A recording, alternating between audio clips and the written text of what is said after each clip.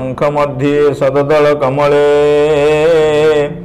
रत्नसिंहासनस्थं सर्वालंकारजूतं नवघन रुचिरं संयुतं चाग्रजेन भद्रायाः वामभागे रथचरणयुतं ब्रह्मरुद्रेन्द्रवन्द्यं देवानां सारमेकं स्वजनपरिवृतं ब्रह्मदारुं स्मरामि ब्रह्मदारुं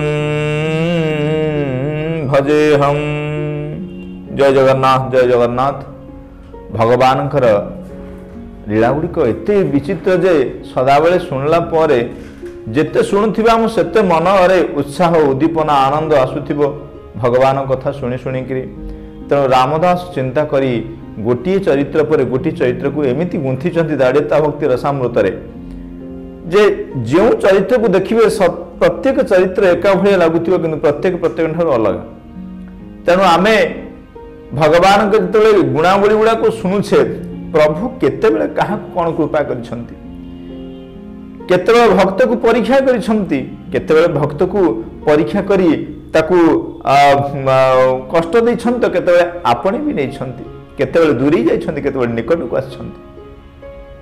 अनेक चरित्र आमे श्रवण कलेनी। सत्ययुग ठारू कलिजुग पर्यंत गोटे गोटे चरित्र शुणुचे।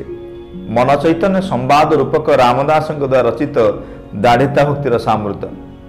ये रसामृत ग्रंथ रसामृत कहले अमृतमय रस जो भरिकी रही भक्त कथामृत बा भक्ति भाव पराकाष्ठा जो ग्रंथ सन्निहित होकर रही से हूँ दाढ़िता भक्ति रसामृत। आम गत अध्याय श्रवण करुले दाढ़िता भक्ति रसामृत नीलंबर दासंक विषय। नीलंबर दासंक विषय श्रवण करुले। मन चैतन्य संवाद मन कहला जे हे चैतन्य आपण आपण मो आगे नीलांबर दास कथा कहले वर्तमान आउ गोटे चरित्र कहतु। तो नीलांबर दास को कहउचंती शुणी चैतन्य अतीत से कहोई मन राजा पासे हे राजा सावधान सुण ए दाढ़ भक्तिर लक्षण। तेणु एठी सुंदर भाव रामदास कहले दाढ़ भक्ति।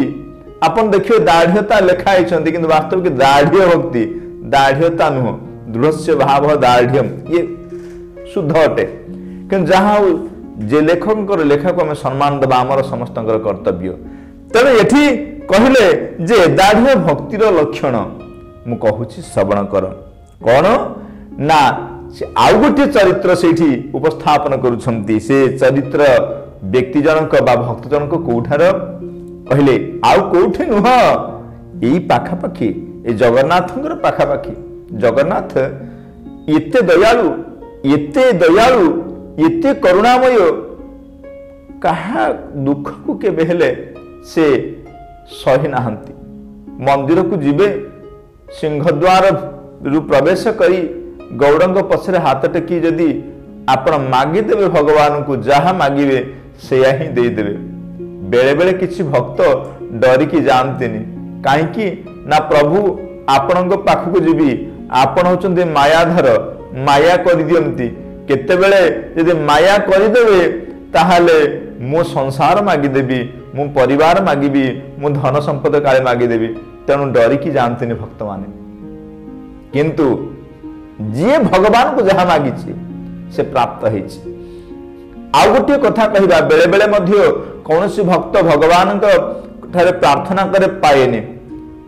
तेणु या न पाइबार कारण होची मनुष्य प्रत्येक मनुष्य निजर कर्मसूत्र गुंथा है। सुख से दुख से न को पिदाता परो ददाति कुबुद्धि रेसा अहम करोमिति वृथाभिमान स्वकर्म सूत्रे ग्रथितो ही लोक।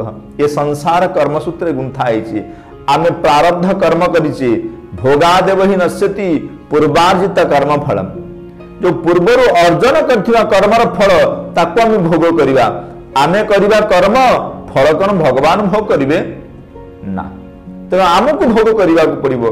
तेणुक भगवान राम अवतार होती, भगवान कृष्ण आसछंती, तेणु से भोग करने को पड़े, कहीं प्रारब्ध निश्चित भोग करने को पड़ो। तो आम तो साधारण मनीष मात्र, तेणु जहाँ हो तेणु भगवान सदाबले एत दयालु जे कर्मफल को छाड़ी दे निजे जदि भक्त किसी मागी दिए से मागिला परे ताकू निश्चित प्रदान करती। केतेबेले प्रदान करती जेतेबेले भक्ति दृढ़ भक्ति आसीबो, दाढ़ीय भक्ति भाव आसिले भगवान ताकू प्रदान करती निश्चित, एवं तार मनस्कामना निश्चित पूर्ण हो जिवो। गोटे कथा देखिए, भगवान को जदि पाइगल ताहले आउ किछि आवश्यकता नाही, आउ अन्य धन संपद दरकार नाही, प्रभु अछंत तो सब किछि अछि। जहाँ तेणु आज यही पुरुषोत्तम क्षेत्र में जो भगवान विराजमान करछंती, राजाधिराजेश्वर जगदीश्वर जगदाधार श्री जगन्नाथ, से क्षेत्र निकटवर्ती गोटे गाँ आज्ञा, से गाँटी कौन पुरुषोत्तम महाक्षेत्र, जे क्षेत्र मानंके पवित्र, तही की 10 कोश ठारे, से नीलाचल पारुषरे। कहले जे पुरुषोत्तम क्षेत्र हूँ समस्त क्षेत्र मानक मध्य श्रेष्ठ हूँ पुरुषोत्तम क्षेत्र, राजा मानक मध्य श्रेष्ठ होचंती पुरुषोत्तम। तेणु भगवान पुरुषोत्तम होचन जगन्नाथ, क्षेत्र नाम जगन्नाथ। ये पवित्र क्षेत्र 10 कोश नीलाचल 10 कोश जगार 10 कोश से कौ जगह से जन भक्त थाए, से जगह ना सुंदर भाव रामदास कहते कहले आउ को जगह नुह यही पाखरे आज्ञा। आपण मान भितर शंका आसुथिबो से गाँटा ना कौन, आमे से भक्त को कथा शुणिबू, से गाँटी को गाँ को जगह सेटा आज्ञा। रामदास कहले पिपीली ग्राम नाम तार, सेही ग्राम रे तार घर, जाति रे अटई धीवर, रघु बेहेरा नाम तार। आज्ञा ये पिपीली भगवान आपण मान जेतेबेले जगन्नाथ दर्शन करी आसुथिबे सेतेबेले पिपीली देकी ही आसुथिबे, ये पिपीली ता घर ना होछि रघु बेहेरा। आज्ञा जातिर धीवर भगवान को परम भक्त, ता चरित्र को आज रामदास कहउछंती मन चैतन्य संवाद माध्यम रे। कहले से जे अछि ता घरे मात्र 3 जन कुटुंब, ता मां ता स्त्री आउ निजे कष्टर जीवन यापन करुछि। धीवर जेहेतु से कौन करिवो, जाल पकाई मीन मारी, प्राण पोषई बिक्री करी। तेणु से जेहेतु धीवर कौन करिवो ना जाल पकईकी माछ मारिबो एवं माछ को आनिकी बजार में बिक्री करके बंचे। आज्ञा तेणु भगवान को अति प्रिय, तेणु से कौन कला एमिति किछि दिन गति करुथाए। गुरु श्री गुरु मंत्र जप करी, तिलक माला हृदय धरी, बसई साधु जन कति, श्री भागवत पढ़े नीति। यद्यपि से धीवर कूल जन्म, माछ मारी जीविका निर्वाह करबा तार कार्य, किंतु सदाबेले भगवान को कथा श्रवण करे, माला तिलक धारण करे एवं साधु मानक संगरे बसे, साधु को कथा श्रवण करे। साधु टी मलय पवन काष्ठ को करमती चंदन, संसार गजागुण दोषा बहंती। जी जेमिति लोकंक सहित संपर्क रखिबो से सेमिति तार आचरण करिवो। आज्ञा सुंदर कथाटे कहूची, दिने छोटिया गोटे 2 छुआ तार 2टी छुआ को लेकिन रही थाए, गोटे शबर 2टी छुआ को धरी आनला। ये 2टा छुआ को आनी गोटे छुआ को देला जने कंसेई घरे, आउ गोटे छुआ को देला नहीं करी जने साधु को द्वार रे।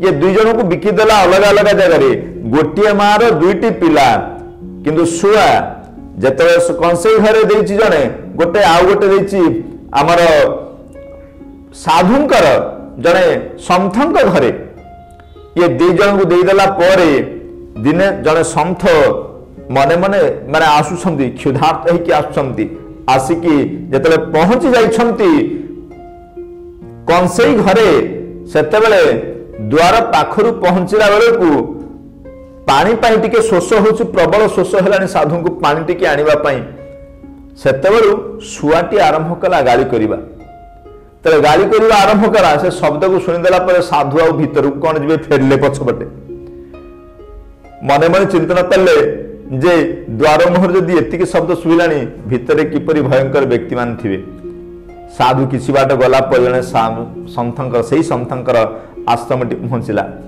साधु जनक कंकले आश्रम को जीवा पूर्वरु सेही सुआटी कहिला अरे कि अच्छो अरे आसो साधु को पाछोटी नियो तांकु सेवा कर तांको संवर्धना कर तांकु यथायोग्य पूजा कर मन भितर आनंद आसीगला सन्थंकर कहले वास्तविक सेठी देखिली से जो सुआ ये भी से सुआ ये दुई जन जाक गोटे मार पिला किंतु ता भितरे ए प्रकार भावना आसुची गाली गुजब करुची ए पाखे सुआटी साधु शब्द प्रयोग करुची एगुड़ाक शुणी सारला परे मन भितरे संशय आसिला सुआटी को पचारे अरे साधु मंदिर थी सुआटी को पचारे अरे तू जो मार से कंसेई घर थी सुआटी से मार किंतु तू एपरी भद्र हला बेले से अभद्रंग परि आचरण करछि काहेकि सुआटी उत्तर देला अहं मुनिनां वचनं शृणोमि शृणोत्यासौ गवासन वाक्यं न चास्य दोषः न च मे गुणवा संसर्गजा गुणर्दोषा बहन्ति सुआटी कहला अहं मुनिनां वचनं शृणोमि मु मुनिमानकर कथा को श्रवण करुछि से गवासन वाक्यम गवासन अर्थ माने गाली गुजब से श्रवण करुछि सेठी कहले से गाली सुनला मुठी साधु मान ठारू उत्तम साधु कथा श्रवण कली तो नचास्य दोष न चमे गुण बा तार सेटा दोष नुह एटा मोर गुण नुह ताहले कौन ना संसार गजा गुण दोषा बहंती उत्तम संगे संग जार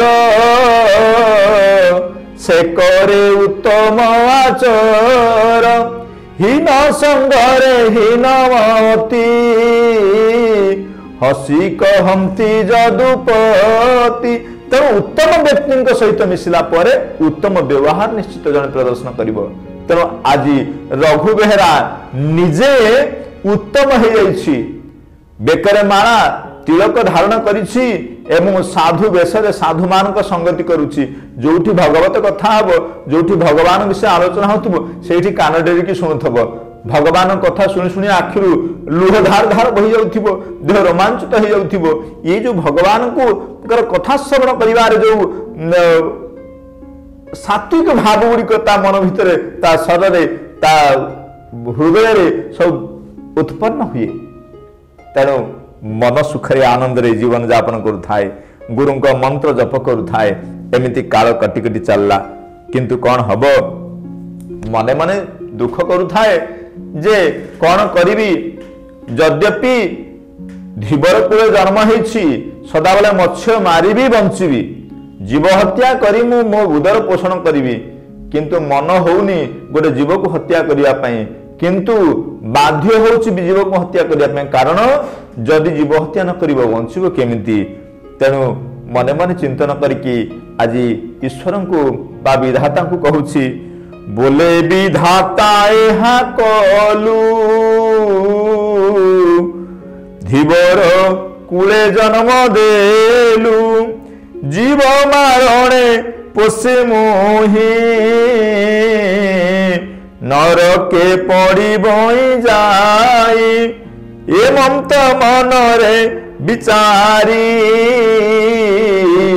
नगला से ही मुमि न मारी तेणु आज चिंता कला जे मु आउ ये जीव हत्या करिबेनि महापाप तेणु भगवान को प्रार्थना करी कहूछि प्रभु आपण मते धीवर कूल जन्म देइछंती ये कूल जन्म दे मते बड़ अपराध करछंती मु बोधे को जन्मर पाप हेतु ये जन्म होइछि एवं मोर ये कुकर्म जो जीव हत्या रूपक जो हिंसाचरण करवा एगुड़ाक करी ना। आज्ञा मन रखंतु जो जीव हत्या कथा कहुई शास्त्र रे कहुई जो बलि प्रथा आदि अच्छी एगुड़ाक वास्तविक नथिला आमर सनातन धर्म रे। वेद कहे माहिंसी पुरुषां पशुंस पुरुष पशु मान हिंसा करना अर्थात कहा प्रति हिंसा आचरण करना। जो जीव को आम बलिप्रेक्षण करूँ कौन जीव प्रति आम हिंसा आचरण करुचु एवं शास्त्रीय परंपरा जो थिला बलिर ताहा आज नाही। शास्त्रीय परंपरा थिला जो पंचमंकार पूजा ताहा आज नाही। आज पंचमंकार जो मद्य अच्छी डायरेक्ट बजार आसुची मद दिया होची ठाकुराणी की ये होची मद नुह। मदर उत्पत्ति 12 प्रकार मदर उत्पत्ति कुलार्णव तंत्र रे स्पष्ट भाव में वर्णना कराई। सी मद नुह आज्ञा सी होची पाचन एवं ताहा शरीर पर उपकार करते ये मद नुह एटा अल्कोहल गुड़िक। किंतु आमे को करूछे से परंपरा ना रे एगुड़ा सब करूछे। आज रघु बेहरा मन भितरे वैराग्य आसीगला भाविला आउ कौन करी आउ माछ धरिया को जीविनी माछ धरिकी से पाप करने इच्छा ना मोर मन भितर चिंतना करिकी घरे चुपिना बसिला करिबो कौन आउ। किंतु समय गड़ी गड़ी चली स्त्री अच्छी माँ अच्छी आउ के 3 जन मात्र 3 जन भितर जदि पुओटी रघु जदि परिश्रम न करिवो से बंचिबे केमिति गाली गुजब कले। माँ गाली गुजब करिकी कहले अरे तू जदि माछ धरिया जाऊनु चाहू जदि सन्यास होइकी जा पड़ा आमे चाहूनु सन्यास होइकी पळेयु आमे कष्ट मष्ट कौन करके आमे सासु बहुत जन बंची जीवु जदि संसार भितर अच्छु जो वंश जन्म ग्रहण करछु से कार्य संपादन करे। तेणु आज से कथा माँ कहउछंती तू एबे सन्यास होइबु सन्यास आंभंकु रखी उपवास नहिले मिन मारी जाओ निज कुटुंब पशु थाओ। 2टा कथा माँ कही जदि तू माछ मारी मारे न सन्यास जा पड़ा आम उपवास रही माँ शाशु बो कौन करू तू जीवु जदि जा। तेणु एक कथा कहीदेला इे मन भितर चिंतन करुछि आज रघु बेहरा करी कौन रघु बेहरा मन में चिंतन करुछि करी कौन भगवान ये विचित्र लीला भितर कहला मुझे छंदी होइछि ना परिवार को देखि पारुछि ना भल गृहस्थ हो पारुछि ना भल भक्तटी हो पारुछि। तेणु आज रघु रखित मन भितर जो संदेह रही भल भक्तटी हम कि भल गृहस्थटी हम आमे आगामी पर्याय श्रवण करवा रघु रखित भल भक्तटीए ना भल गृहस्थटी होइछि। तेणु आमे आगाम अपेक्षा मोर अध्याय को अपेक्षा रहिला। जय जगन्नाथ जय जगन्नाथ जय जगन्नाथ।